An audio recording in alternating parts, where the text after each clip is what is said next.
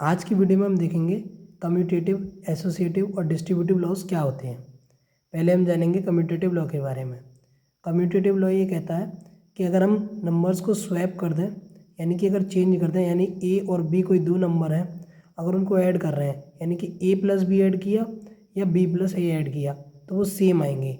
यानी कि अगर हमने सम में पहले ए प्लस बी लिखा, अब इन दोनों को स्वैप कर दिया, यानी कि चेंज कर दिया, पहले बी को लिख दिया और फिर बाद में ए को लिख दिया, तो ये है कम्यूटेटिव लॉ फॉर एडिशन।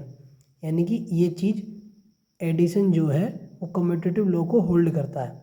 क्या ये मल्टीप्लाई के केस में होगा? जी हाँ, A into B equals to B into A होता है। आप कोई भी नंबर सोच सकते हैं कि 4 5 जब 20 होते हैं और 5 4 जब 20 होते हैं, 4 + 5 9 होते हैं, 5 + 4 भी 9 होते हैं। इसलिए एडिशन और मल्टीप्लिकेशन के केस में कम्यूटेटिव लॉ लग जाता है, लेकिन माइनस के केस में ऐसा नहीं होता, यानी कि सब्ट्रैक्शन के केस में, क्योंकि ए माइनस बी, बी माइनस ए के इक्वल नहीं होंगे, क्योंकि 5 में से 4 जाएंगे तो 1 बचेगा, लेकिन 4 में से 5 जाएंगे तो -1 होगा। इसलिए ये चीज़ इक्वल नहीं होगी हर वैल्यू के लिए। तो ये बताता है कि जो कम्यूटेटिव लॉ है एडिशन और मल्टीप्लिकेशन के लिए लगता है, क्योंकि डिवाइड में भी नहीं लगेगा। ये ए अपॉन बी, बी अपॉन ई के इक्वल हो भी सकता है किसी केस में, जब वैल्यूज़ A² = B² हो, जब हो सकता है, लेकिन सारी वैल्यूज़ के लिए नहीं होगा, क्योंकि 4/5 5/4 के इक्वल नहीं है। इसलिए ये भी डिवीज़न भी कम्यूटेटिव लॉ को होल्ड नहीं करता। अब हम जान लेते हैं एसोसिएटिव लॉ क्या कहता है। एसोसिएटिव लॉ कहता है कि हम किन्हीं 3 नंबरों को ग्रुप करें किसी भी तरीके से एडिशन के केस में और मल्टीप्लिकेशन के केस में, तो कोई डिफरेंस नहीं आएगा। यानी कि अगर हमने लिखा एसोसिएटिव में, एसोसिएटिव ए प्लस बी प्लस ऐसे करके, या तो हमने बी और सी को ब्रैकेट में डाल दिया या ए और बी को ब्रैकेट में डाल दिया, कोई फ़र्क नहीं पड़ेगा इससे। तो ग्रुपिंग करने से, कैसे भी ग्रुपिंग करें आप, कोई फ़र्क नहीं पड़ता एडिशन के केस में, मल्टीप्लिकेशन में भी नहीं पड़ता। अगर आप ऐसे लिखेंगे,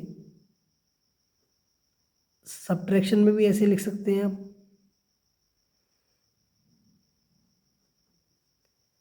आप मुझे बताइए कि सब्ट्रैक्शन में भी एसोसिएटिव लॉ लगेगा? ये आप मुझे कमेंट बॉक्स में बताएंगे। पर लेकिन मैं आपको ये बता सकूँ कि एडिशन के केस में लग सकता है और मल्टीप्लिकेशन के केस में भी लगेगा। तो आप ये बताएं मुझे कमेंट बॉक्स में कि क्या एसोसिएटिव के भी केस में लगेगा। और हम जान लेते हैं हम डिस्ट्रीब्यूटिव लॉ के बारे में।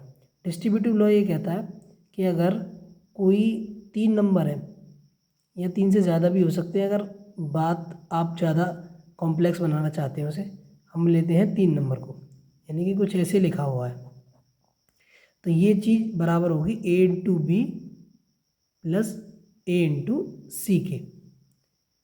ये दोनों बराबर होंगे, यानी कि अगर किसी 2 नंबरों का सम करें और तीसरे नंबर से मल्टीप्लाई कर दें, या उन 2 नंबरों को उस तीसरे नंबर से अलग अलग मल्टीप्लाई करके सम करके लिख दें, तो वो आपस में बराबर होंगे। ये कहता है डिस्ट्रीब्यूटिव लॉ। और डिस्ट्रीब्यूटिव लॉ लगता कहाँ है? एडिशन के केस में लग जाएगा। यहाँ पर जब एडिशन होगा, सब्ट्रैक्शन होगा, यहाँ पे जब मतलब आप कोई भी ले सकते हैं, उसमें लग जाएगा ये।